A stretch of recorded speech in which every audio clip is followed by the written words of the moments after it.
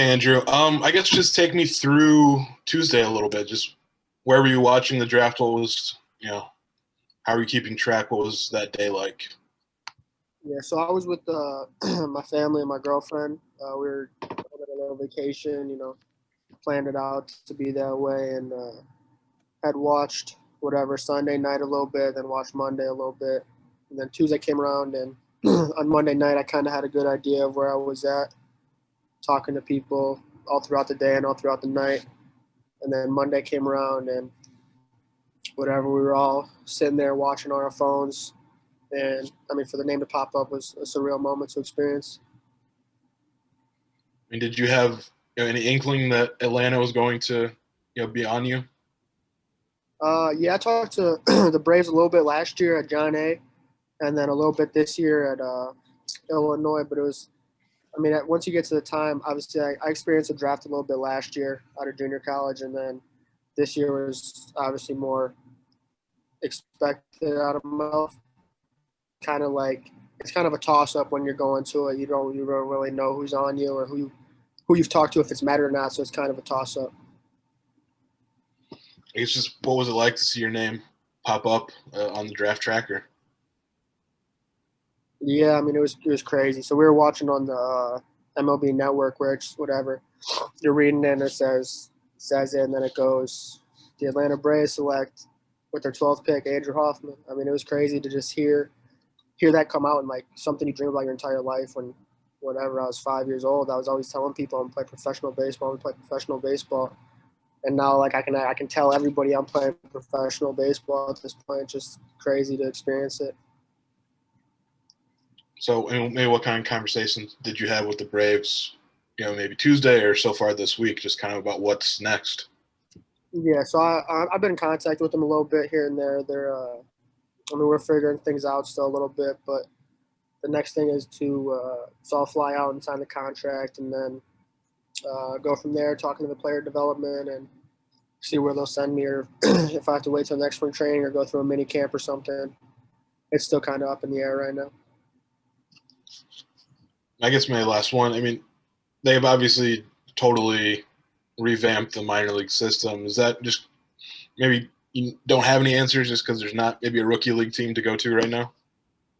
Right. Yeah. So, I mean, you'll go to low A or high A most likely. I talked to him recently earlier today, and I mean, the first step is just getting out there to sign the contract, get all the physicals done, and see where I'm at that point, and then we'll go from there. All right. Thank you. Yep. Thank you. Hey, Andrew. Yeah, it's good to see you got the Braves hat already. What do you know about kind of the history of the franchise? I know kind of their glory days were probably too young to remember that in the 90s when they went to the World Series a couple times. Yep. So, yeah, funny story about that. Our pitching coach, Mark Allen, one of his really, really good friends is Leo Mazzoni, who was on that staff when they were running through the league with all the Hall of Famers they had. So I was always talking to him about it just here and there, like, yeah, like the Braves organization's a good spot to be, like they're in a good place, like they're always developing their guys. And obviously at the time I was thinking like, oh, well, the Braves don't pick me, like I'll be somewhere else. But then to like have that knowledge, knowing where I'm going now is a really good thing. Do you have like a favorite guy, Glavine, Maddox, Smoltz, any of those dudes? Or is there maybe kind of also on that, do you have someone you kind of look up to, model your game on? Yeah, so I like Greg Maddox, the way he pitches. It was never about overpowering anything. He was always so in control and throwing 4 pitches for strikes, 4 pitches wherever he wanted. And I mean, he's got the crazy stats of how many hitters he's gone 3-0-2, how many hitters he's hit, like stats like that. Like I look into that stuff, like it's crazy to look at that because the game's changing so much to where it's going now. What do you think is going to be like the most specific individual kind of fundamental things you need to work on the most to get up to the show? I mean, I think just physicality is a big thing for me. Just keep transforming my body into a spot where I want to be. And I mean, now being in an organization where I think they'll put top priority on that, I think it'll be a really good thing. And then growing up in Plainfield, were you a Cubs fan? Do you remember Maddox when he pitched for the Cubs the second time around in the mid 2000s? I'm actually an Angels fan. I'm a California for sports, so I've kind of whatever looking up to. I mean, I was a big Vladimir Guerrero guy when I was growing up. I wasn't a pitcher till I was a junior in high school, so I was always just looking at hitters and what they were doing, and then obviously as I became more of a pitcher, it changed a little bit. And then last one for me, when you kind of look back at draft night, like what do you think is going to be the most specific memory, or what will kind of stand out for you the most as being the most memorable aspect? Like seeing your name come across the ticker, or maybe something else? Yeah. I actually almost missed it. I was getting out the shower at the time, and I looked at my phone when I got out the shower, and I saw it, and I was talking to somebody. He's like, "Hey, your name's going to be called here, the 12th round by the Braves." And I got out the shower real quick, ran over there to my phone and my family and everything, and we saw it. So, I mean, it was a really good experience to go through. Awesome. Congratulations and good luck. Thank you. I appreciate it. Hey, Andrew, congrats on getting drafted. Coming out of community college last year, you said you went through this process, and the draft this year clearly different than last year, only 5 rounds. So just kind of talk about the differences, the different conversations, and did you maybe think that you were going to get drafted all along going into the season? Yeah, I mean, that was the plan going into it after leaving John A. and going through the draft last year.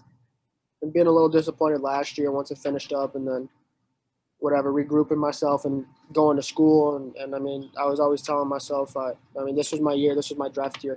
2021 was always my year after 2018. So looking back on it, it worked out.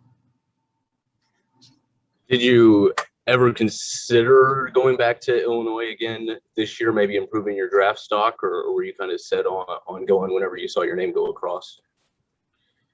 Yeah, so I mean, obviously I still have a decision to make, and a lot of things factor into it. But I mean, as of right now, I'm planning on signing. Have you had any conversations with Dan Hartlib or the staff as you've gone through this, especially since you've been drafted and you're making that decision? Yeah, I talked to Coach Hartlib a little bit this morning. Obviously, I've talked to Coach Allen a lot all through the process, especially where he's been and all the years he's put in with the big leagues. So he's been giving me good advice since I got there. And then obviously now he's telling me what I'm going to go through during the time. And I mean, he's got a lot of experience that is beneficial to me. All right. Thanks. Yeah, thank you. Hey, congratulations, Andrew. It seems like everywhere you've gone, you've always had pretty good stats. What do you think it was this last year that you tried to work on in your game the most, that you saw some real results with in your pitching? Yeah, big thing this year was throwing right-on-right changeups. That was a big thing when I came in. Coach Allen was always giving me a hard time about it because before I got there, he's looking at video and he's like, it's clear as day where you're throwing to lefties, where you're throwing to righties. And I'm like, man, like every time I throw a changeup to a righty, it's not where I want it, or it gets hit. He's like, that's something you need to do. Like, I'm not letting you leave here without doing that. So all throughout the fall, he's like, you're throwing it. So I started doing it, kept doing it. Obviously, built a comfort to it. And then from there, it just went the way I wanted it to go. Do you think that that transformation of your changeup, being able to pitch that to righties, was, one of the reasons? I'm sure there was many that maybe the Braves or Major League Baseball had an interest in you. Yeah, I mean, obviously, same thing coming in, like, from a physical side, having, like, a true strength coach this year with Justin, who helped me a ton from the fall and then through the winter, and then even during the season when he was writing my own reports for me, what I needed to do during the week in between starts. So, I mean, he was a big part of it as well. He helped me a ton. Has your body changed having that strength coach? Have you put on muscle since the fall then, since you got here? Yeah, so, I mean, weight's been a big thing for me too, from where I was in high school to where I am now. I mean, in high school I was 6'3", whatever it was, and then 170 pounds, and then obviously going to college my first year and whatever, working out there a little bit, put on a little bit of weight, and then a little bit of more weight at John A, and then put on like really, really good weight here at Illinois this year. if you could just confirm for me, what are you now? Still 6'3", I assume? No, 6'5", 210. Okay, awesome. All right, thanks, Andrew. Congratulations again. Thank you. I appreciate it. Anyone else have any follow-ups for Hoff? Yeah, I've got one. I guess, just what do you feel like maybe the transition is going to be like to pro ball? What's going to be important for you as you take the next step? Yeah, I mean, the biggest thing for me is it turns into, I mean, it's my job now, opposed to you're doing school and you're doing all these other things on the side, and then you go to baseball. Obviously, the baseball has always been a top priority to me, but now there's no other factors really into my life other than baseball at this point. So I think that's the biggest thing for me, like this tunnel vision of baseball. Now I don't have to worry about going to class or taking an exam or this and that. You ready for that? Just maybe focus a bit on baseball. Absolutely. Absolutely. All right. That's all I had. Thank you. Thank you. I guess one Yeah, go last ahead. one. Have you talked to Nate Lavender through this? It sounds like he's making a decision as well. Have you been talking to him after he got drafted? Yeah, I mean, he texted me when my thing happened, and I texted him, whatever.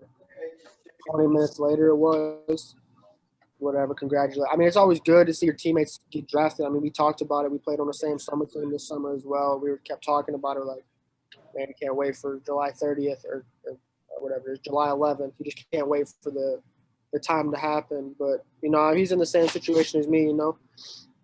Figuring things out, just whatever, letting him do his thing right now, and I'll be in touch with him real soon. All right, cool. Thanks. Yeah, thank you. We all good? Anything else? All right, well, Hoff, we appreciate you joining us. Thanks again.